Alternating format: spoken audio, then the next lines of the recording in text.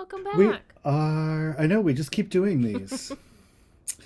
They just For keep some cranking reason, them out, one after one after one. right? So it is good to see you. I took a little break, and I know that Yeah. this episode you spearheaded yourself while I was off in 80-degree weather in the middle of March, I guess, in Puerto Vallarta, Mexico. With socks on at the pool. I still can't get over it. I'm sorry if that's a sore spot for you. I wasn't at the pool. I was in a cabana by the bar near the pool, and you had to wear It just, shoes I don't on the. know. But didn't you have sandals? So no, because I had my knee injury, so I'm not wearing like flip flops or sandals right now. I was wearing Oh, tennis shoes. sure. So I had tennis shoes on, so I Got had it. socks on, and when I took my shoes off, I just didn't feel like taking the socks off. I was just sitting on a couch. So I didn't Mm-hmm. get in the pool. I didn't walk around or wander. I just sat on a couch. My theory was that you just were starting the Nebraska tan a little bit early, like getting a good jump on that, like the Mm. sock tan. Yeah, I don't really tan anyway. I either burn Oh, or I'm really white, like ghost white. Like yeah. those are my That's colors. where we're different on a lot of levels because like for me, the footwear is always a primary consideration. If you need some good like orthotic sandal solutions, please let me know. I'll send you some links. And then also, I just inherited my dad's skin tone, so I just get like golden brown delicious in the sun. It's really delightful. My husband burns. He turns into just like a little cherry, and then he's red for days, and then he Yeah, just goes that's back to white. that's where I am. So my grandma on my mom's side was Czech. And so she could be out in the Oh, sun yep. for about 3 seconds and she would be just beautiful, beautiful brown skin. The rest of me is Yep. Irish, English, and Scottish, which is we Mm-hmm. drink. We Drew and drink a Tyrell lot. have that in common. Yep. Yeah, we just cannot be in the sun. And that's the side that I got. Can't be Yeah. in the sun. So, yeah, so who did you talk to while I was gone? What are we talking about today? What's going on? Well, I had the pleasure of reconnecting with our favorite nonprofit startup marketing coordinator, Emma Bennet from Invest Nebraska and Intersect Co-working in Norfolk. And she was as delightful as ever. So I'm really excited for you and all of our listeners to get to hear her perspective on startup marketing because she's smart and lovely. And I think this is is this our first client appearance in the podcast? Yes. Yes, our first client guest. We've had some other guests, but our first client guest for sure. Oh So wow, that's fun. I we'll have so to and get her a I sash made. we could honestly, I think from what I know of her, she would love that. Um, Absolutely. I think she'd wear it at least once, well, and I'm super looking forward to which this is episode really annoying. because I haven't heard it. I wasn't there for the interview. I wasn't a part of Yeah. it. It'll be all brand new to me. Yeah. All right. So we're So in Emma's honor, we've got a glass of rosé, nondescript. Doesn't matter what kind. She doesn't discriminate, which I love. We just need a pink wine. all right. I So would just say like just please cheers. not barefoot. Like just not that. No, There's no. Costco has some really great rosés like for 7.99. Okay. Um that are I like Yes Way rosé because it's a cute bottle. The label's good. I've gotten I that one also a couple think of times.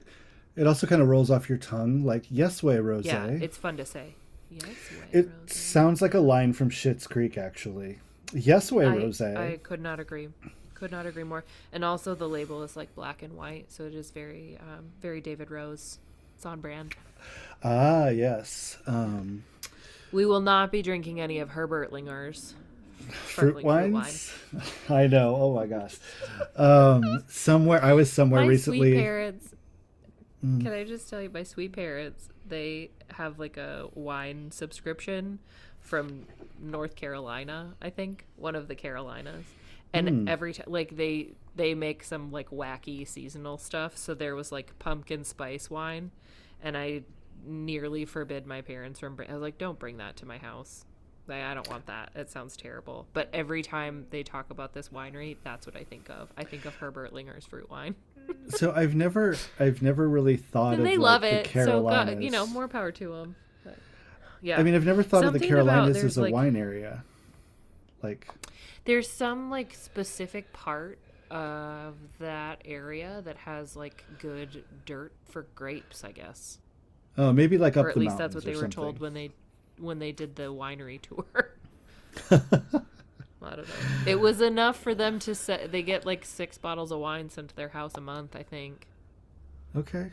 It's not nothing. I mean, I would say fruit pie, fantastic. Fruit wine, not so much unless It's that not fruit is a high on my grape. list. Yeah, Yeah. I had Well, and I gosh, where thought was it? I was like I suppose we could like mull it. I would be okay with like a mulled pumpkin spice wine if I had to. Yeah, that works. I mean, but then why not just do a Throw some cider? brandy in it, Yeah, just right? do a Yeah. cider. It's good. Yeah. Oh my goodness. Totally. So rosé, I love, and I think we're coming upon rosé season. So rosé is a It's short almost wine. rosé season. Yeah, because it would be like rosé would have been picked in probably October, a little bit later in the year, and then Oh, okay. bottled, and then you tend to drink it like that next spring. It's not a like you can't store Oh, okay. rosé in your cellar forever. It just doesn't work. I guess there's a few Why? that you can. It's a Just they're not sturdy enough. yeah, it's kind of like whites. You don't want like a 20-year-old Chardonnay is probably not going to be your friend. Oh, okay. Interesting. Yeah. I feel like I have a Uh, lot to learn as far as like wine storage is concerned, so I look forward to continuing that discussion at some point. yeah, the lighter it is, the faster you drink it. I mean, like the less time it can sit, and just keep it Yeah, officially you just keep it in drink it like all the at the same 60s. speed. Yeah, keep it 56 Okay. degrees, 62 degrees. Although our friend Kevin, who's a winemaker, makes great wines. He just says realistically, if you're keeping it under 80, you're probably fine. Like you don't have Oh, to okay. go Good. have a chilled room for your cellar. Um, Mm-hmm. all right, so you and Emma talk about startup marketing tactics. Like, so if I'm just Yes. like if I'm a startup, I'm a new business, small business, I'm just getting going. Like Mm-hmm. her thing is, here's how She, we can help you market. yeah, and she gives some really good kind of strategy advice for those just starting out. So if that's you, you're in for a treat. Also, just some like good best practice things. Um, Yeah, good. Yeah, yeah, she's smart too. Like I loved she working with is. her, and I didn't even work that much with Yeah, her, just sort of tangentially when we built that website. But yeah. Well, I think Jesse and I got really excited because, like, on our first call with her, she was like, "I'm not afraid of white space," and I think Jesse's eyes, oh, like, it was like the slot machine where they both turned into cherries, and it was like it hit the jackpot because so much of the feedback we get on websites specifically is like it feels very far apart, like there's too much white space, and he just really like I think sometimes he puts more white space than he wants, knowing that he'll be able to like compromise at a happy medium, I mean that's which is like smart. smart, you know? That's Right? smart. Like make the logo Everybody wins. smaller. Make the logo smaller than you're Hmm. comfortable with. So when they say make the logo bigger, you can Make make it the logo bigger bigger. then. Yeah. Yeah. Yeah, well, good. I'm She's looking smart. forward to this one. Yeah. And I cannot wait to hear it. And I'll bet everybody listening to us ramble can't wait to hear it either. Right? Should we get to it? Yeah, music break, dance break, All and right. then the episode. Cheers to that. Cheers.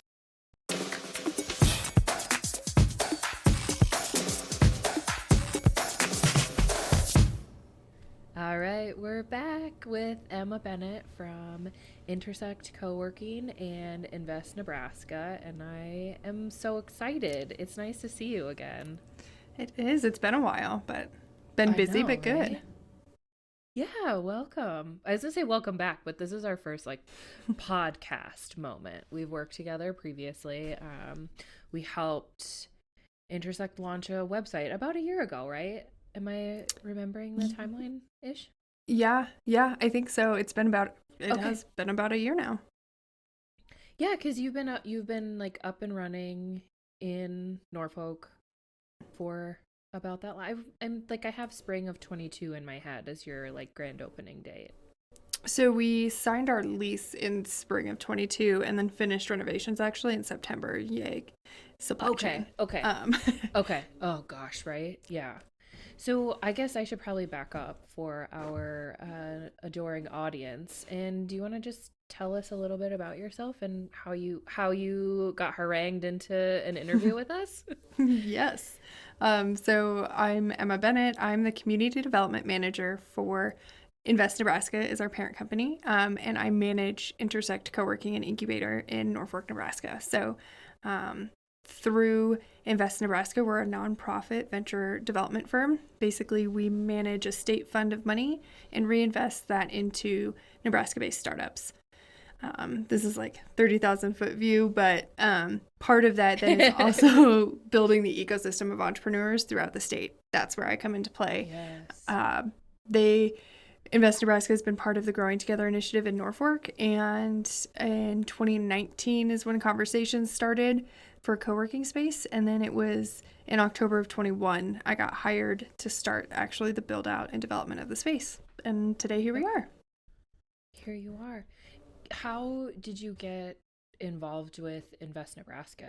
Is like economic development kind of your wheelhouse, or how did you land there? It's a kind of a wild ride. My background's actually in marketing, and so I've spent the last 6-7 years now working for predominantly HubSpot marketing agencies. When I moved to Norfolk in 2019, I was working remotely for one of those agencies and wanted my own co-working space. Tried to convince my husband to buy a building, and luckily that didn't work. COVID would have been a wild ride. We just got married Really instead during COVID. yeah. So yeah. But That seems so like my it background's netted in out marketing. okay, right? Yeah, it was good. It was good.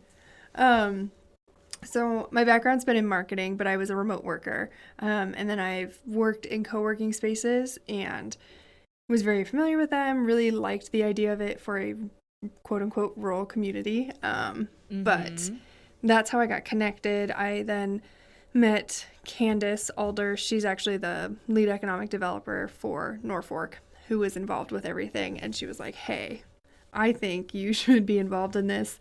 So I kind of helped as a community member. And then in October, Invest Nebraska posted the position, and one of my friends works for a startup that was involved with Invest Nebraska. And that's how I found the job. So Yeah. definitely a That's wild like ride. A really perfect melding of kind of life and work history to end up in like that. Feels like kismet for sure. Oh yeah. Yeah. There's no other way. I couldn't have tried. So I will take it, and I love it. Yeah, that's awesome. You've kind of touched on this a little bit, but can you shed some more light kind of on the mission that you're after at Invest Nebraska? Yeah, so we want to help grow economic development for the state through entrepreneurship. We have a really cool program through the Prototype Grant and the Business Innovation Act where there's this pool of money that we are able to manage as venture capitalists and invest in Nebraska-based startups. We're industry agnostic, so we get to also work with a ton of cool companies. So it's a wide array. I think our first investment was after 2011 when the Business Innovation Act came into play. I think 2012 was probably our first investment, and since then we've had over 80 investments in companies in the state, and it's all Nebraska-based, which is cool because there's some really great venture firms around who will work with all of the Midwest, and we are specific to Nebraska, so it's a really cool leverage that we've got. That's amazing. And that's state money then, not when you talk about the act, that's like a specific to Nebraska pool. Okay. Yep. Okay. Yep. And then does Intersect count as one of your investments? Like when you're talking about that? No, but I should ask for that. No. Now. Oh, yes, I have a great idea. Yeah, I've got a great idea, and I know who to talk to. I'll take some more money, please. But we are a program of Invest Nebraska, and we have we're the second program. The Combine is our ag tech incubator, which is on UNL's innovation campus. So the entrepreneurial side of Intersect was based off of the combine programming. So it's really That's kind right, of because you have kind of a separate, like, industry agnostic, I guess, to use your vocabulary, incubator as well that's associated with Intersect. Okay. Yep. And how many businesses or entrepreneurs do you have enrolled in that right now? Like, you've got a good crop of people. Yeah, I like that. That was good. I'm gonna write that down for the combine. We've met with, I would say, over 15 different entrepreneurs since August of last year, which is great. We've had a couple prototype grant applications, which we haven't had one in Northeast Nebraska since 2016. So we're really excited about that. And we've got 3 people that we're actively working with right now, kind of coaching them through either the prototype grant application or just kind of next steps, which is completely separate from the combine, which is doing fantastic. But to have 2 of those running has been really cool. I feel like, and this is like outside of the economic development space, I don't know how much actual experience or knowledge I have, but I feel like there's this attitude, especially in the Midwest, where it's like, oh, I wouldn't want to take advantage, or that's not for me. Somebody else needs that more than I do, where like people are so hesitant to like jump in with both feet when money or assistance or even just like a knowledge base is available to them, where they do, like, we don't want to inconvenience anybody and we just want to like bootstrap and struggle our way through it. I mean, truly, that's the basis of so many of my conversations. People don't know resources exist. We have a really solid, there's a lot of banks in town that are very helpful for small businesses, but that's kind of where people think it ends. So we'll come in and say like, hey, this is very tech focused. You could apply for the prototype grant and not even start using any of your own money. I mean, there's a match. Don't get me wrong. There's you got to have some skin in the game. But then there's just a level of like, oh, I didn't know this existed. So like being educators for founders is truly what we want to help with. And then at the end of the day, we'll come back and make investments in some of those companies. Some of them don't fit.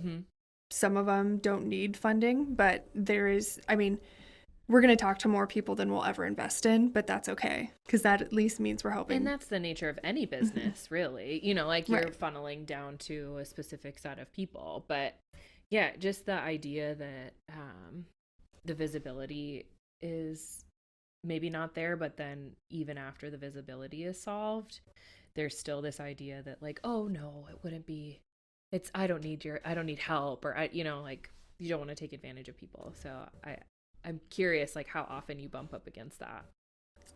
A lot, to the point where it's like, hey, we wouldn't be telling you these things if we didn't think this is something that you A, qualify for, or B, that is something that you should look into at least. And it's not free money. Don't get me wrong. There's still some investment. You know, you got to do some work, but getting people that, and then risk. Everyone's so risk adverse, especially when it involves their money. So once we get them convinced to do something, they're like, but I don't want to spend my money. So those are the 2 biggest conversations we have of, nope, this is here for you. If you don't use it, we lose it. Also, like, it's going to just, this money sits here and it's just going to sit here until it gets used. So we might as well put it to use. How long, based on the grant funding, like how many years do you have left in your program? Lots. And it's something that's on the board. Like, I don't know if ballot's the right term. I've got to learn a lot of political and legislative terms that I never ever thought would be part of my vocabulary. It's like a different language. Yeah. Truly. Shout out to Dan for dealing with all of that, because what's up, Dan? You're right. But it's something that's always part of the budget for the year, so it's not going anywhere, at least not for a while, which is awesome. In the foreseeable future. And we're A trying lot of to. times too, Oh, go ahead. my understanding is that those things get sunset. Like it's not like from year to year, it'll be like, oh, completely cut off, where they'll say like it's approved through XYZ, and then, you know, they've got to reallocate or whatever. So Yep. Yeah. And there's some of that where it just kind of ebbs and flows from where the money's coming from. But yeah, for a while. And the cool thing is it's been around long enough now where we're starting to be able to report on returns that we've had. So yeah, that's really cool. We've had, Yeah. I don't know off the top of my head how many exits we've had, but there's been a report on the Business Innovation Act in general that's been returning money. So it just came out, and the one figure that I can remember off the top of my head is that for every dollar that's invested, $10.68 has been returned. So it's coming into back. the Nebraska economy. That's spectacular. Yeah. Anytime you can 10x a state dollar, that's a really spectacular return. In venture capital, like 10x returns are what you want. So to be able to actually look at that and see it is, in general, that's where it's at, is really great. So can you talk to me a little bit more about like what your day-to-day role looks like at Intersect? Like kind of blending your inbound marketing expertise with this like public outreach that you're doing. What does that look like? Yeah, so I am like the face of the co-working space, which is super fun. No, it's a great face. Yeah, it's got some makeup. Gotta love some touch-ups, but I am the first thing people see when they come through the door, and really truly like a facility manager as well with that. So people have questions on how to use something, the printer. I call for help on that one. But from everything else, getting their desks set up, doing that, finding which space works best for them. So I get to work one-on-one with coworkers, getting them what they need to work for the day. And then the other part of it is working and meeting with entrepreneurs or founders, people who think they have an idea, don't know yet, sitting down and talking to them. And then we actually just start diving into like, what is your business idea? Let's work through a business model canvas is what we use for a lot of our meetings, because people don't want to put a full business plan together quite yet, which fair, nobody does, but getting to do that. And then the marketing side comes in as I'm the full staff for Intersect. So I get to do everything. So it's also my job to get people in the door. So that's where a lot of the marketing activity comes in. So like I said, we've got a great website thanks to the team over at Antidote 71. And they didn't pay me to say that. But I do. No, I'm kidding. And so I will take sponsorship dollars. Anything you feel. But getting to I really run through kind of just a gamut of the typical inbound activities. I've told this to clients on the agency side when I've been working with agency clients of like, oh, give it time. Your blogs take time to get traffic. Yeah. Oh my God, it's so true. We've started. You're drinking your own Kool-Aid I'm drinking the Kool-Aid. Remembering that like, oh, I've been the client. I'm now the client of my own self. I have to remember that it takes time, and we are starting to see a lot more activity online, which has been cool. That's awesome. That's where the marketing side comes in. And then with our combine companies, we have a teammate, Hannah. She's our communications director or manager. She helps most of our startups set up like their typical marketing checklist. And so getting to kind of help her or sit in on those is always fun too. That's amazing. Are there like 3 kind of quick hits that you recommend to every startup in the marketing realm? Like, what are your top 3 must-dos? The first one we always do, which some people, and it is like number 1, is getting an email list. Even if you're not selling your product yet, if your product doesn't have a name, if you don't even have your product, having in the startup world, LOIs, letters of intent, that's a great way to start getting some of those email addresses and saying, hey, this is coming, sign up for updates. We did it exactly that for the co-working space.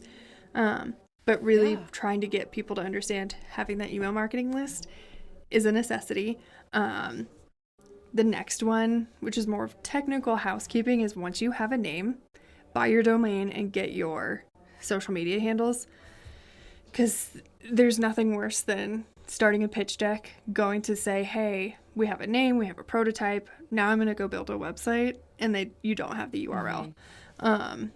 That's a big bummer. So it's kind of a boring one, but it is something we have to remind people a lot. I feel like we have this conversation every third week about like there's so many parts of business that are just like unsexy. And like buying a domain is not sexy, but it's so necessary. And like you know, it has to happen. It's nuts and bolts. Exactly. And a lot of times people are like, well, I'm not ready for a website. I don't care. Buy it now. You don't have to build anything. You have to just own it's like, I've been trying to think about the analogy for this, where it's like, your domain is like your property taxes. And then your website is like your house. So like you can get a new house or like remodel your house or change your house, but you have to always pay your property taxes on your home if you're going to own it. So like, just if nothing else, just pay your domain, and you don't have to own anything else. You don't have to build the house yet, but you need a place to like put it. Exactly. And I mean, GoDaddy has sales every 6 weeks, I swear. Like you're not having to pay an arm and a leg for this domain. No, it's like $12 a year or something. It's like, it's peanuts. Exactly. Yes. I mean, I have 100% come up with a half-baked idea and been like, you know what? I would name it this. I'm going to go buy that domain. Yeah. That's brilliant. I mean, a year later you get the email and you're like, oh, I forgot that I bought that. But you do know. I still want it? Yeah, I do. Yeah. You know, that's a great idea. I was listening to something about this guy that made like billions of dollars in the first like internet tech bubble because he just bought a boatload of domains and then like didn't actually have a plan for them.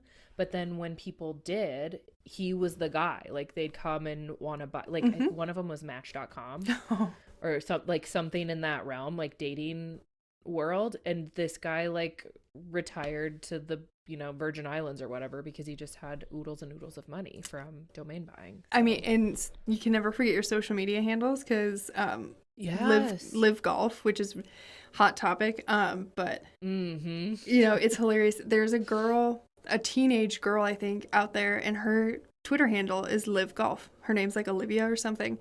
And I'm like, she's about to be so rich. I bet her mentions are really weird. Yeah. I don't know if I'd want it. I'm like, she's about to be so rich if Live Golf just says, like, let me buy that. And if I'm her, I'm going to be like, I have seen the purse on some of your golf tournaments. Yep, yes, sure. Correct. That also does assume that Twitter still exists in like 6 months. So. Fair. I don't know if we have time to get into that today. I mean... So true. And that's so then the third thing we always recommend is like yes, your website, like a well done website, and your social media accounts build credibility. I know personally I will check someone's Facebook and their website and like compare information if I'm going to visit that store, that restaurant, whatever, for the first time. So trying to get founders to understand it's work. Founders aren't web designers. We get it. Like there's options. But having at least a single page website, like a landing page that just has information, people can you can provide updates as needed, have your email list sign up on there, and have your social media accounts. Like that takes you so much further than you would imagine, especially when then they're getting ready to pitch. People are going to do their due diligence. It's hard to say like this is a legit company if you don't have a good website or social presence. And I think some people who've built businesses on social media platforms now are like running into this too, where all of their IP exists on social and they don't actually own any of it. So it's like you have to do those things in tandem because the website is like yours and you own that outright. But anything that you put on Facebook or Instagram or Twitter could be so like Twitter dissolves and all of that's gone. Like you've done nothing to protect yourself or build actual content that belongs to you. So you have to do those things in tandem, if nothing else, or at least get yourself a website where you can house some of that stuff, even if you're just off linking from your social pages. It's it cannot be overstated how important like your own content repository is. And that's the scary thing, because we'll work with some people and where almost everything is run through their social media accounts. And I'm like, that's great. You have a good following. Spectacular visibility. Yeah. Love that. Throw out an email sign up and then have people go to your website. Like, tell them to find the info there, because it's exactly it. The amount of people that have either just come to me for like one-off questions of like, hey, I'm locked out of my Instagram again. I'm like, this is your whole business. Like, HubSpot is our entire point of sale system for the co-working space. If I get locked out of HubSpot, we're having issues that day.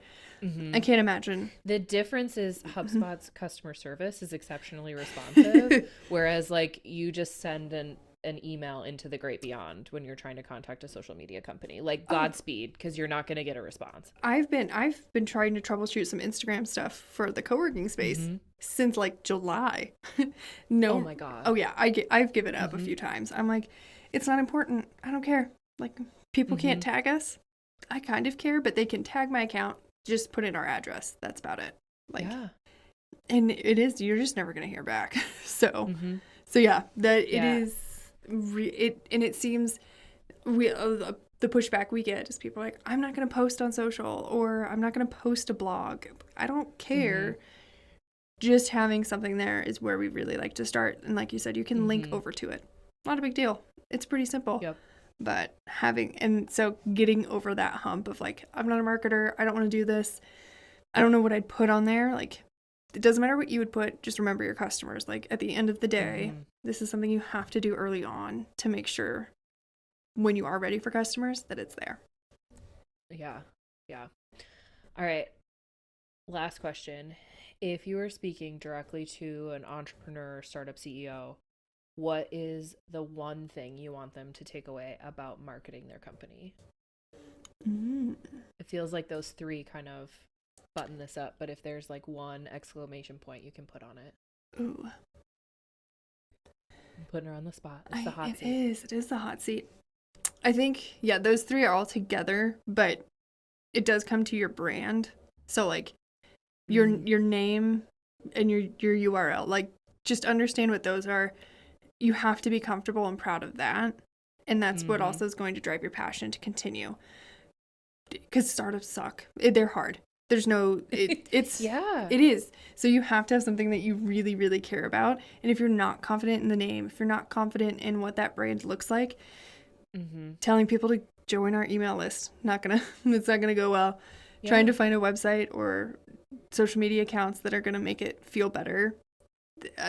Finding a handle, that's going to be hard too. So really understanding like what your brand is and owning it, and that's it. It can be abrasive, it can be friendly, whatever it is, just you have to own it from the very high level marketing side of things.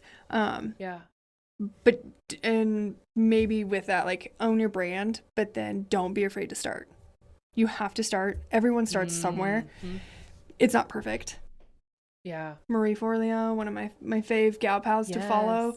Progress, not perfection, gets me through my days. And truly explaining that to people, because in a startup, you're continually pivoting and pitching. You have to do that for yourself too. Your brand is just as important. So you always like start even if you don't think you're ready. That's really spectacular advice.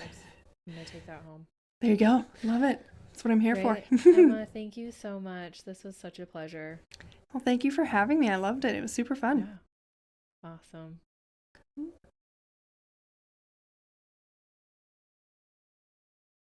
That's it for another episode of Cocktails, Tangents, and Answers. We hope it was as much fun to listen to as it was to make. You can find me on Twitter or Instagram at Rich Mackey. I try not to make it too difficult. It's just my name. And you can find our agency at Antidote_71. That's ANTIDOTE_71 on Twitter and Instagram as well. And you can find me at home sipping a craft cocktail prepared by my in-home bartender. It's my husband. We'll be back with another episode every other week and a whole new cocktail recipe, plenty more tangents, and of course, answers to those pressing marketing questions. And if you'd like to send us a question, you can go to ctapodcast.live to send us an email. Or you can call our hotline at 402-718-9971 and leave us a voicemail. Your questions might be used for future episodes of the podcast. For now, like and subscribe and tune in next time.